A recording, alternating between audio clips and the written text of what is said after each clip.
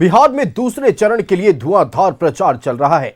PM Modi ने भभुआ और औरंगाबाद में विशाल चुनावी सभा को संबोधित किया।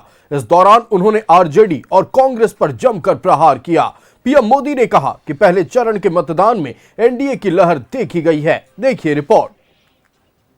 बिहार के रण में पीएम मोदी की दहाड़, आरजेडी और कांग्रेस पर प्रहार। पहले चरण में एनडीए की लहर। पहले चरण के मतदान से ये स्पष्ट है, बिहार के लोग अब किसी भी कीमत पर जंगल राज को लौटने देना नहीं चाहते।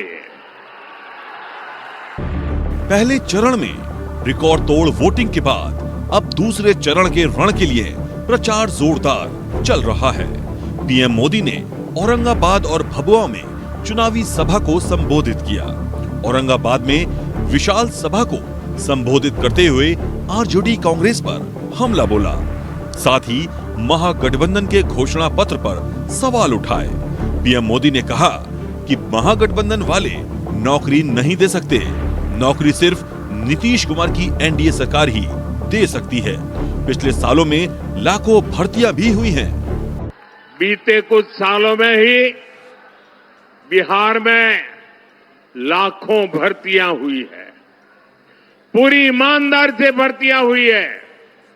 जबकि साथियों, आपके सामने आरजेडी कांग्रेस का ट्रैक रिकॉर्ड भी है।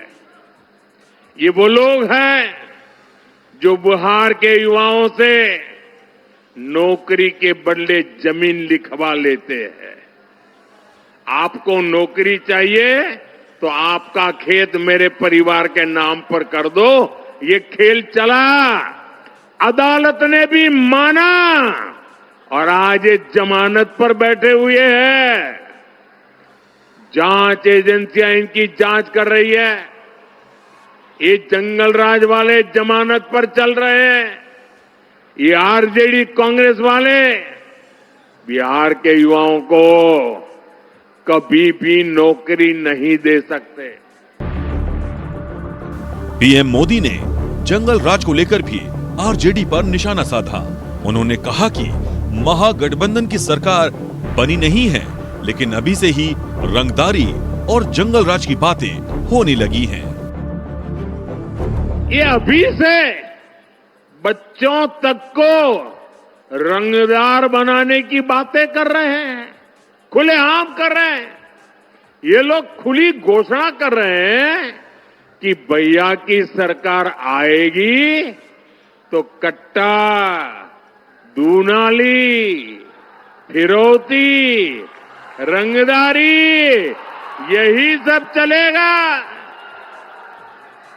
और इसलिए आपको इन लोगों से बहुत सतर्क रहना है।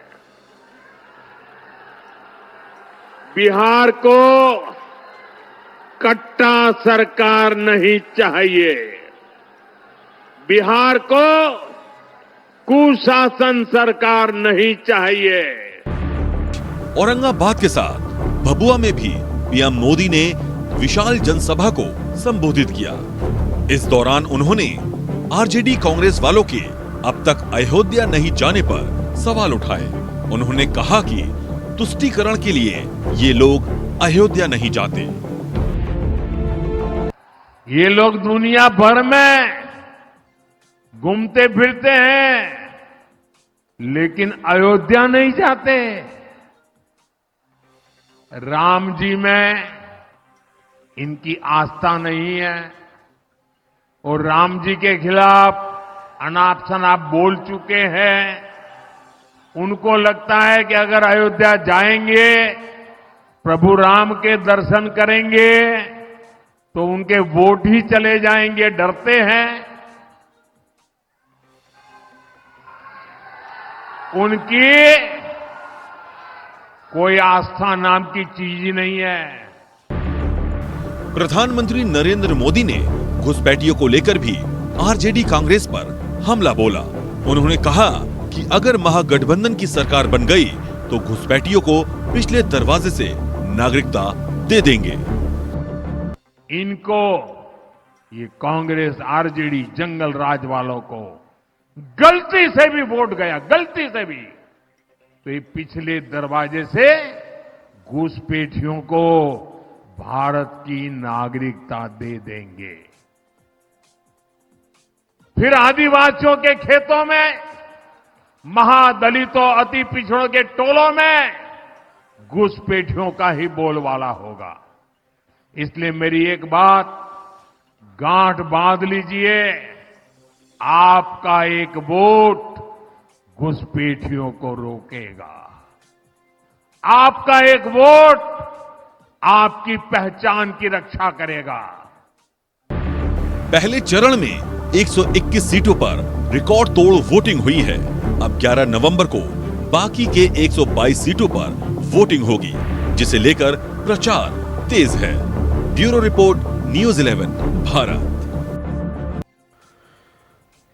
तो बिहार विधानसभा चुनाव के पहले चरण का मतदान संपन्न हो चुका है और अब दूसरे चरण के लिए ताबड़तोड़ चुनावी रैलियां हो रही हैं।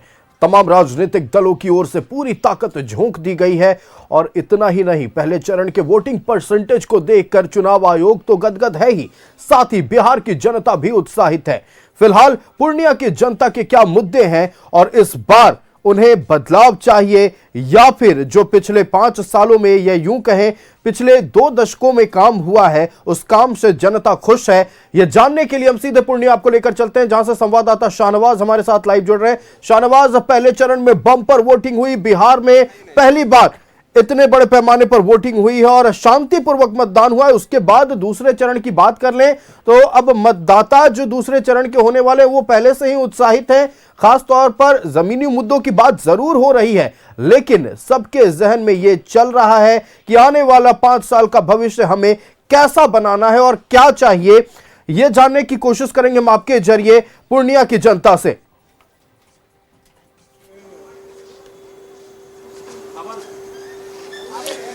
हाँ, बेशक देखिए, दिन ब दिन यहाँ पर चुनावी तपिश बढ़ती जा रही है। नेताओं के दौरे हो रहे हैं। गृह मंत्री अमित शाह अभी शहर में मौजूद हैं। अभी बहुत बड़ा रोड शो हुआ है उनका, और बीजेपी के एनडीए के कार्यकर्ताओं के हौसले अब फिर एक बार बुलंद हो गए हैं और पूरे कॉन्फिडेंस में लोग बात कर रहे हैं कि उनकी सरकार बनने जा रही है बिहार में। और ख़ास तौर पे सीमांचल में जो पूर्णिया की सीट है वो तो पहले से ही बीजेपी के पास है। पिछले इस बार तीसरी बार विधायक जो है प्रत्याशी बने हुए हैं। लेकिन ये बातें जो प्रधानमंत्री कह रहे थे कि एक बार फिर गलती से भी वोट दूसरे पक्ष को ना दें, अगर ऐसा करेंगे तो फिर से एक बार लाठी, गोली और कट्टे की सरकार वापस लौट जाएगी। ये सब बातें अभी कही है प्रधानमंत्री ने, गृह मंत्री ने। हालांकि ये रोड शो था, कोई ऐसी बात अभी उनकी ऐसी नहीं आई है शहर में मौजूद हैं। बीजेपी कार्यकर्ताओं से वो मिलेंगे भी, कुछ चुनिंदा लोगों से। बहरहाल ये जो लोग यहाँ पर मौजूद हैं सब किसी न किसी प्रकार से किसी पॉलिटिकल फील्ड से जुड़े हुए हैं, समाज सेवा में रहते हैं। कोई मुखिया है, कोई वार्ड पार्षद रहा है, कोई एस्पिरेंट है, लेकिन सब लोग सजग लोग हैं। हम यहाँ से शुरू करेंगे, फिर पंकज जी के पास आएंगे। आप किस विचारधारा से, किस समाज के, किस पार्टी से, किसी से भी हों, लेकिन आप क्यों हैं, ये काम क्यों करते हैं आप, इससे आपका क्या संतुष्टि का भाव होता है, क्या योगदान समाज में करना चाहते हैं? बस ये युवा का सोच को, जो युवा सोच रहा है अभी के डेट में, वो सोच रहे हैं। और युवा का अपने हिसाब से हम यही सोच रहे हैं क्या कि अभी जो जितना भी जो बयान आ रहा है सबका, हमेशा से 20 साल से यही बताया जा रहा है कि जंगल राज था, तो जंगल राज बोल के डराया जा रहा है सिर्फ। और जो भी हर 5 साल में चुनाव होता है तो जितने भी जो सरकार में हैं जो लोग, वो हमेशा बात करते हैं क्या कि पहले जंगल राज था तो गोली चलता था, बंदूक चलता था, और आगे क्या कितना फैक्ट्री बनेगा यहाँ पे, आगे का रोजगार क्या होगा, पलायन का मुद्दा, ये सब दबा हुआ रह जाता है। बस यही बड़ा मुद्दा है। जैसे आज प्रधानमंत्री आए तो वो कट्टा की बात कर रहे थे, तो जो कि बिहार के अस्मिता पे सवाल खड़ा कर रहा है, वो समझिए कि एक गाली दे के जा रहे हैं बिहारी लोगों को। मतलब एक पहचान बना दी जा रही है राष्ट्रीय स्तर पर कि जो है यहाँ बहुत, बिहार को बदनाम राष्ट्रीय स्तर पे किया जा रहा है, और ये देश में नहीं, ये पूरे दुनिया में किया जा रहा है। चलिए आप बने रहिए, फिर आएंगे आपके पास। आप भी सुन रहे थे प्रधानमंत्री का भाषण, हम लोगों के टीवी पर चल रहा था कि बिहार में एक बार गोली कट्टा और ये सब फिर से आ जाएगा। आपका क्या विचार है? ऐसा कुछ भी नहीं है, जैसे था वैसे रहेगा, अब वैसे चल ही रहा है। ये सब डराने धमकाने की बात है, पब्लिक उससे डरने वाली नहीं है।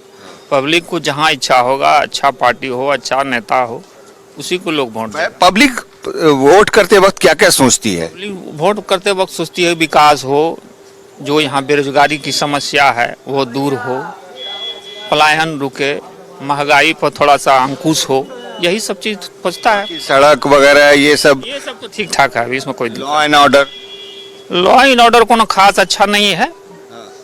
बाकी जो चाहिए पब्लिक को वो अभी नहीं हो रहा है, जैसे बेरोजगारी है, महंगाई है, ये होना चाहिए।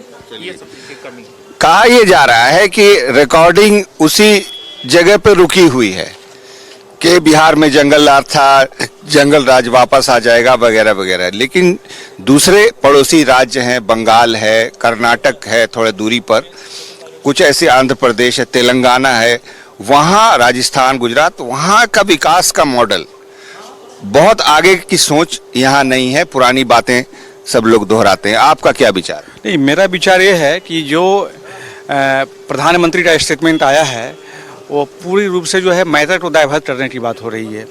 20 साल से बीजेपी एंड नीतीश कुमार की सरकार बिहार में है। बेसिक बात होनी चाहिए कि इस 20 सालों में उन्होंने कितने व्यक्ति को रोजगार दिया, कितने फैक्ट्रियाँ यहाँ लगाया। इमोशनल ब्लैकमेल नहीं होनी चाहिए। जो टत्ता बंदूक की बात हो रही है, ये सब कोई बातें नहीं है। ये गौतम बुद्ध की धरती है, महावीर की धरती है। जहाँ ये सीमांचल जहाँ हम लोग खड़े हैं, ये फणीश्वर नाथ रेणु, भोला पासवान शास्त्री, लक्ष्मी हिमांशु की धरती है। ये सब बातें कोई बात नहीं है। इमोशनल ब्लैकमेल जो करने की बात हो रही है और उसी को डाइवर्ट किया जाता है, इस सब से कोई मतलब नहीं है। आम आदमी को रोजगार चाहिए, स्वास्थ्य चाहिए। आज अफसरशाही कितनी हावी है, आप भी जानते हैं। रेवेन्यू जो है का क्या पोजीशन है, बालू का खनन हो के पूरे नदियों को खत्म कर दिया गया है। आम आदमी परेशान है, घर नहीं बना पा रहा है। और जो भी सेक्टर है रियल एस्टेट से संबंधित, चाहे छड़ का काम करें, आप सीमेंट खरीदें, बालू खरीदें, गिट्टी खरीदें, ये सब जो है हम लोग के जो basic middle class lower family जो होता है उससे जुड़ा हुआ बैठती है। कितनी महंगाई बढ़ रही है। आप फैक्ट्री लगाते हैं गुजरात में, अदानी को एस्टेब्लिश वहाँ करते हैं, लेबर सप्लाई बिहार से होता है। तो इमोशनल ब्लैकमेल बंद होनी चाहिए और बेसिक स्तर पर बात होनी चाहिए। इस बार का वोट इसी पर होगा। चलिए आप बने रहिए, फिर आएंगे। आप थोड़ा सा आगे आइए और ये बताइए कि जो पुरानी बातें दोहराई जाती हैं बिहार के बारे में कि बिहार में गोली लाठी का फिर से चल रहा है, लोग वापस आ जाएंगे, उससे बढ़ के अभी महाजंगल राज है। आप देख रहे हैं सामने मोकामा का घटना देख रहे हैं, डॉक्टर को हॉस्पिटल में मारा जा रहा है। कौन सुरक्षित है अभी? आप बताइए ना। उससे बढ़ के महाजंगल राज है कि नहीं है? उस प्रवणता को तो अब चुप करने के लिए महाजंगल राज देखते हैं, उस चर्चा को कम कर दिया लोगों ने। इन लोगों ने युवा को ठगने का काम किया। आप रोजगार की बात नहीं करते हैं कि हम यहाँ रोजगार देंगे फलना। तेजस्वी कहाँ से रोजगार ला के देगा? तेजस्वी जी जो बोलते गए उसी प्रवणता को आप अपना रहे हैं। ये बोले हम 200 यूनिट बिजली फ्री करेंगे, तो आप 125 यूनिट बिजली दिए। तेजस्वी जी बोले हम 2000 पेंशन करेंगे, तो आप 1500 कर दिए। तेजस्वी जी बोले इतना हम नौकरी देंगे, तो आप बोल रहे हम भी नौकरी देंगे। अब नौकरी कहाँ से आएगा फिर? तो युवा को अब ठगी महसूस नहीं चाहिए। युवा को चाहिए युवा जोश, नई सरकार होना चाहिए। अब लोग महागठबंधन की ओर देख रहा है, सब चाह रहा है नया युवा पीढ़ी का लोग बने। अब हम लोग अरे बूढ़े हो गए, आप लोग भी छोड़ दीजिए, कब तक कुर्सी बैठे रहिएगा? चलिए ठीक है, आप बने रहिए। आइए, आप भी सुन रहे हैं बहुत ध्यान से। क्या आपका विचार क्या है इस पर कि कुछ नया क्या होना चाहिए? नया होना ही चाहिए। तेजस्वी जी जितनी बात को रखते हैं, पहले तो उसको हंसी मजाक में उड़ाया जाता है, ये ऐसा नहीं वैसा, फिर उसको फॉलो करते हैं। आखिर कारण क्या? ये इस बात को अगर तेजस्वी जी 20 साल पहले बोलते तो होता कि जैसे 1100 रुपया आप दे रहे हैं, अब हम तेजस्वी जी बोलते तो 11,000 रुपये जाते। बात को अंदर से बाहर करते हैं, तब हम फैक्ट्री चलाते हैं, इंडस्ट्री है मेरा मरंगा में। वहाँ ये योजना है कि कोई भी छोटे इंडस्ट्री को हटाना है। हम लोग का ज़मीन, हमारे पूर्वज का ज़मीन लिया गया था मरंगा में। क्रॉस सेंटर पूरे बिहार में चलती है, लेकिन वहाँ ये योजना है कि जितना पर जो भी वहाँ पर अधिकारी आएगा वहाँ का योजना किसी तरह छोटे लोग को वहाँ से पलायन कर देना, भगाना है, बड़े बड़े लोगों को बैठाना है। तो नीतीश जी के सरकार में सब लोग वैसे भ्रष्ट लोग हैं, ठीक है। बात को इस तरह का दबाया जाएगा, आपको पता ही ना चलेगा। हम फैक्ट्री 2009 से चला रहे हैं, ठीक है। जब भी कोई सरकारी सहयोग मांगिएगा तो आपको किसी न किसी बात में उलझा देगा, ये गड़बड़ी है आपका, वो गड़बड़ी है। चलिए आप बने रहिए। आप बताइए कि क्या बदलाव चाहते हैं, क्या होना चाहिए? बदलाव होना चाहिए कि युवा को मौका मिलना चाहिए, मतलब मुख्यमंत्री युवा होना चाहिए। युवा होना चाहिए। मतलब जो अभी ब्लॉक में जाइए, मोटेशन के नाम पे पैसा ठगता है, राशन कार्ड बनाने के नाम पे पैसा ठगता है, यही सब चीज का मतलब दिक्कत है। कहते हैं जंगल राज, इलेक्शन आता है तो जंगल राज हो गया, इलेक्शन खत्म होता है तो जंगल राज खत्म हो जाता है। हाँ, इस सरकार में यही नीति है, आदमी को बरगलाना और क्या, जनता का मूवमेंट को तोड़ देते हैं ये लोग लास्ट में। इस बार लेकिन ऐसा नहीं होगा, इस बार तेजस्वी सरकार ही बनेगी। देखिए, हम ये नहीं पूछेंगे कि किसकी सरकार बनेगी, लेकिन आप चुनाव जो करते हैं, चुनाव की प्रक्रिया जो होती है और जो माहौल बनाया जाता है, उस पर क्या कहना है?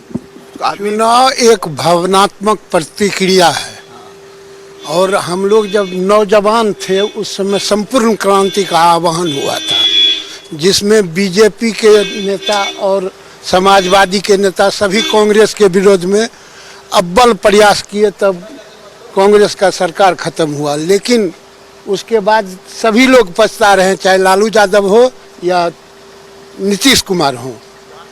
77 के आंदोलन में हम लोग को आह्वान करके बूढ़ा बना दिए, लेकिन हम लोग अभी तक उस व्यवस्था परिवर्तन को नहीं देख सके, जिस व्यवस्था परिवर्तन की लड़ाई के लिए हम लोग आगे बढ़े। और आज यहाँ जातिवाद के महादंगल में जंगल राज की स्थापना की बात कर रहे हैं वो, जहाँ जातिवाद का महादंगल है, भ्रष्टाचार का महादंगल है। यहाँ क्या उम्मीद किया जा सकता है कि यहाँ बढ़िया राज होगा? यहाँ तो जातिवाद और अपशब्द बातों का भंडार बना के आदमी को भ्रमित करके चुनाव जीत लिया जाता है। चुनाव कहाँ जीत रहा है? चुनाव तो एक पार्टी को जीतिए न रहा है। भारत स्तर का पार्टी कांग्रेस है, उसको अकेले लड़ने का पावर नहीं है। बीजेपी कहता वर्ल्ड लेवल का पावर है, कहाँ चुनाव जीत रही है? अकेले आके देखे न चुनाव जीत के। बिना गठबंधन का आप और हमको ठग के बिना कोई चुनाव नहीं लड़ रहा है। मुखौटा कोई है, प्रचार करने कोई आता है, वोट मांगने जात के नाम पर वोट मांगता है। तो इस कुव्यवस्था को मिटाने के लिए जब तक युवा पीढ़ी आगे नहीं आएगा, नहीं मिटेगा।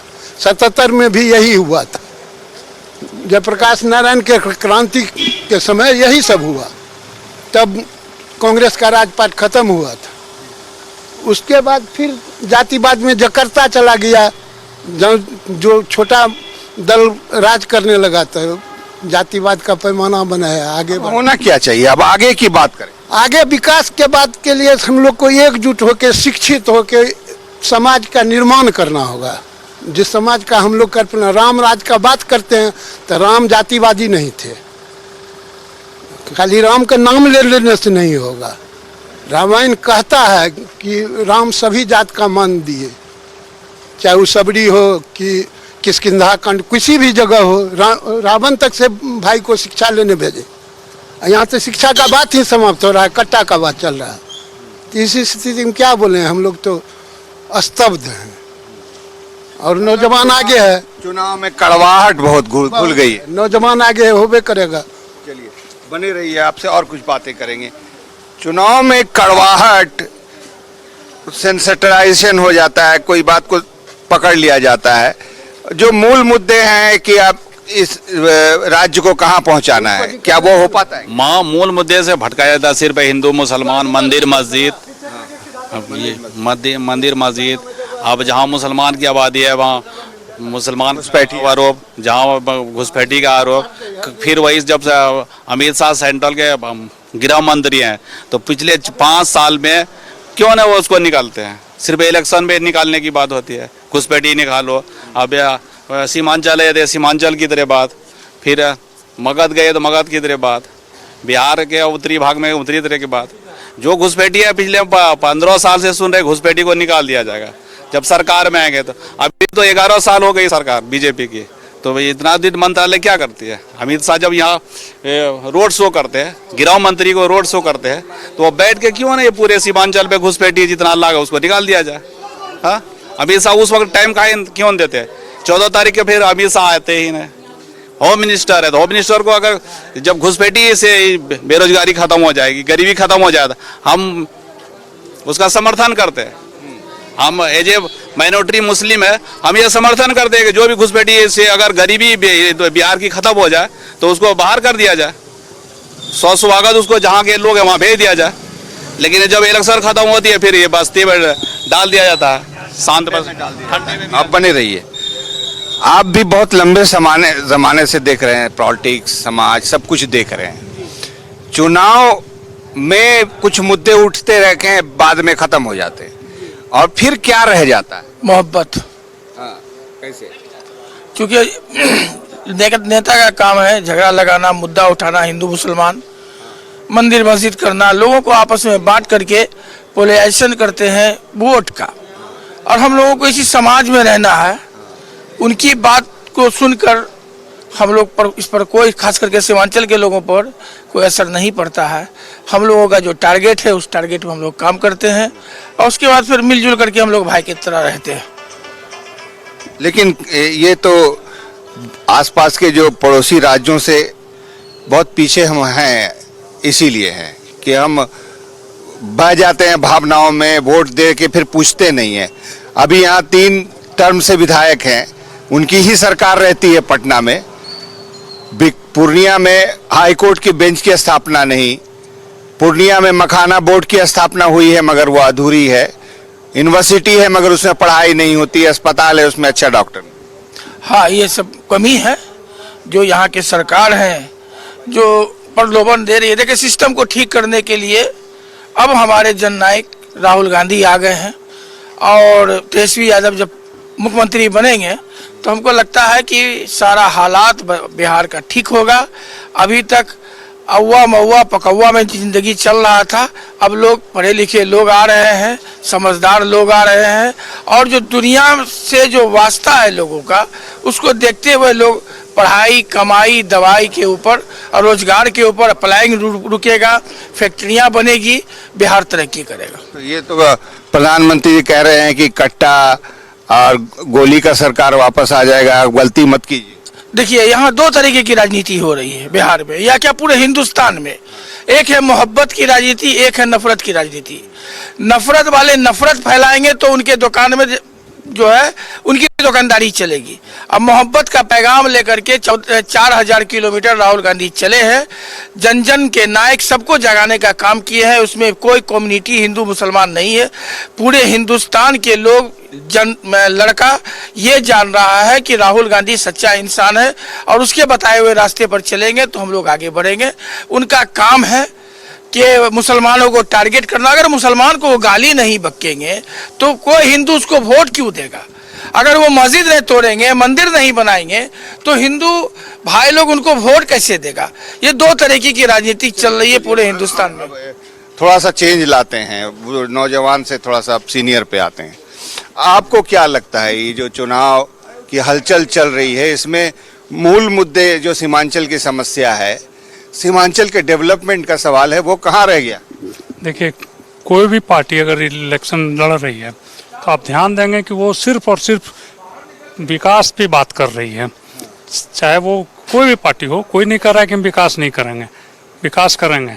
हमारा पूर्णिया हो चाहे बिहार हो, पर्टिकुलरली हमारा पूर्णिया और ये जो है हर चीज़ में विकसित कैसे है, मानसिक रूप से हम विकसित हैं, आर्थिक रूप से हो सकता है उतने विकसित नहीं है अभी, मानसिक रूप से विकसित हैं। हमारे पास समृद्धि है, साधन है, सब चीज़ है। ज़रूरत ये नहीं है कि हम अलग अलग प्लेटफॉर्म पे बटें।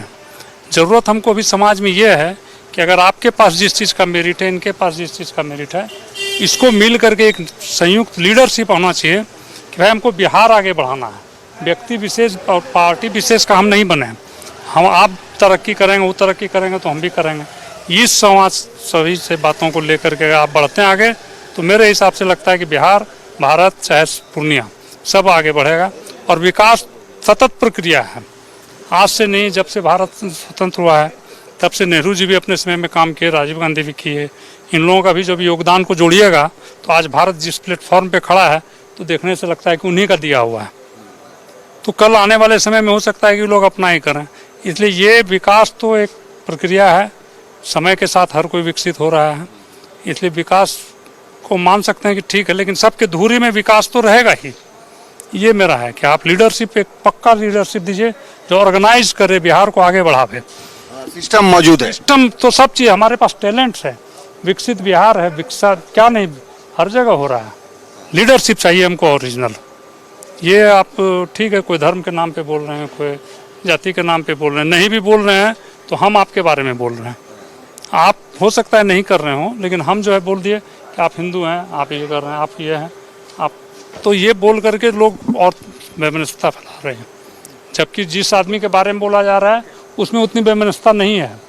हम लोगों के भी दोस्त मोइन लोग हैं, हर जाति से हैं, हर धर्म से हैं, कहाँ कुछ ऐसा होता है। तो ये हमारा एक मतलब रिक्वेस्ट रहेगा हमारे लीडरशिप से कि वो ऑर्गेनाइज्ड वे में काम करें, एक दूसरे पर दोषारोपण न करें। बिहार पर जो सबसे बड़ा इल्जाम ये है कि हम लोग जातिवादी। जाति तो हमारा एक पुराना ही चीज़ है, हर जगह जात है। बिहार को बदनाम करना एक अलग बात। जाति अपने संस्कार के लिए, अपने सामाजिक उत्थान के लिए, अपना पारिवारिक जीवन को आगे बढ़ाने के लिए तो ये सब दिन से चला आ रहा है। कहाँ कभी कुछ खराबी हुआ है? ये राजनीतिकरण जब हुआ है जातिवाद का, तब से ये जा करके खराबी हुई है। चलिए, तो ये अब बने रहिए, अभी एक राउंड आपके पास और आएंगे। अब फिर एक बार यहाँ से चलते हैं आपसे कि ये जो वैमनस्यता घोल के चले जाते हैं, चुनाव में बांट के चले जाते हैं, तो उससे कितने दिन तक इसका असर रहता है? और अभी तो अभी रिजल्ट तक, तो रिजल्ट तक रहता। अभी सर बोले ना कि विकसित बिहार है, ये हमारा मुल्क है जो है ना कृषि प्रधान देश है, और 11 साल में किसान को सरकार की ओर से कितना माफी मिला? कर्ज माफी होनी चाहिए। बिहार विकसित, अभी सर बोले क्या बिहार विकसित है? किसान का बुरा हाल है, किसान का बुरा हाल है। जब कृषि प्रधान देश है, जो मुल्क में जिस तरह का प्रधानता हो, अगर कृषि प्रधान या कृषि पर आधारित देश है तो उसको कुछ सहयोग मिलना चाहिए कि नहीं? हाँ, एक इंसान अगर बेटी को शादी कराता, अगर वहाँ कुछ डैमेज होता, अपना माता पिता वो आ जाके सहयोग करता कि मेरा बेटी सुखी रहे। लेकिन जिस देश में किसान से सब कुछ चले, 11 साल के अंतराल में 1 रुपया सरकार की तरफ से सहयोग नहीं मिलेगा तो उस देश का क्या होगा? ये देश फैक्ट्री से चलेगा क्या? जब तक हम कच्चा माल उत्पादन करके फैक्ट्री को नहीं देंगे तो ये लोग का वाहवाही चलेगा फैक्ट्री का? तो किसान के लिए कुछ होता ही नहीं है, जो हमारा हमारे देश का रीढ़ है। ठीक, आप बने रहिए, अभी और बातें होगी। ये देखिए कि किसानों की बात इन्होंने की, वो क्या नेग्लेक्ट है? तो और कौन सा वर्ग नेग्लेक्ट है? और वर्ग क्या, वर्ग तो हो ही नहीं रहा है। जैसे अभी इलेक्शन आया, अभी 10,000 महिला को देना शुरू कर दिया। इसके पहले आप कहाँ थे? इसके पहले 10,000 बांटना चाहिए था, हर घर में नौकरी देना था। बोल के पीछे हट जाते हैं, बोले चीनी मिल खुलेगा, चीनी मिल आज तक नहीं खुला। अदर स्टेट में मतलब जो है कि कर्ज माफी हुआ, कोसी जोन में, बिहार में कहीं माफी नहीं हुआ। ये सब तो नीति खराब है सरकार की, इस पे सुधार होना चाहिए। निश्चित तौर पर देखिए सबकी मेहमान आए हैं, प्रतिक्रियाएं रखी जा रही और साफ तौर पर पूर्णिया की जनता अपने मन की बात कह रही है। नवाज, देखिए जनता की बातें अधूरी रह गई थी, उन्हें पूरा करें।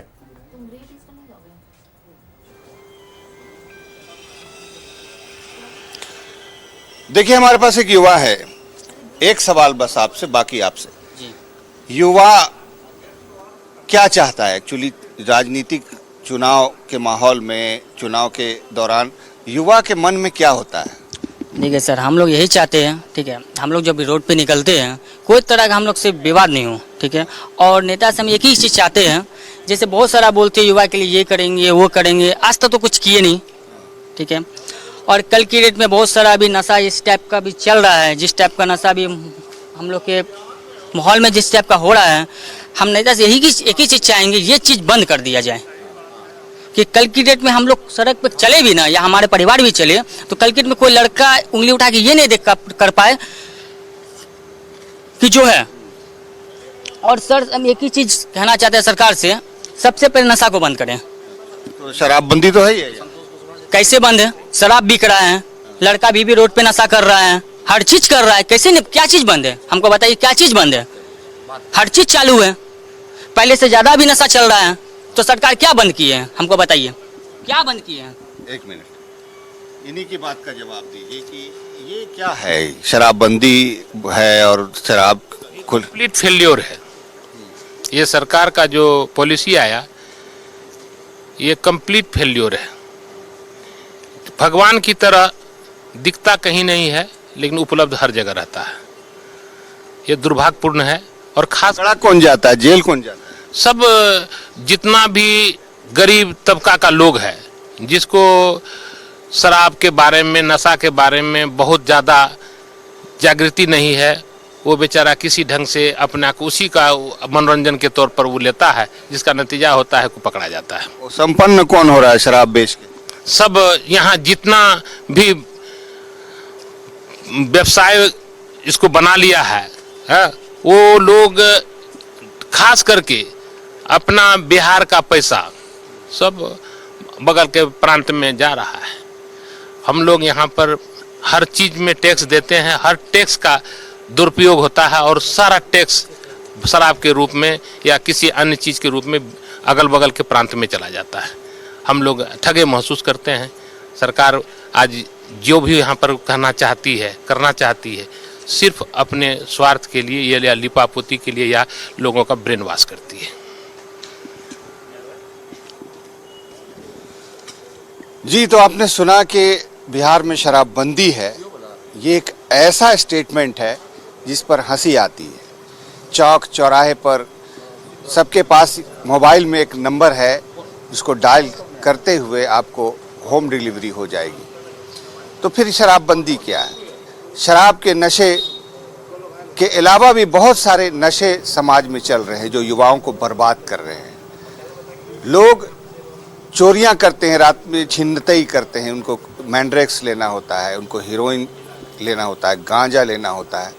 तो शराबबंदी अगर करनी ही है तो इस तरह की निश्चित तौर पर शराबबंदी एक बेहद संवेदनशील मुद्दा और उस पर लगातार बिहार की जनता की ओर से प्रतिक्रियाएं सामने आ रही है। शाहनवाज, फिलहाल आपका हमारे साथ जुड़ने के लिए और पूर्णिया की जनता की बातें दर्शकों तक पहुंचाने के लिए बहुत धन्यवाद।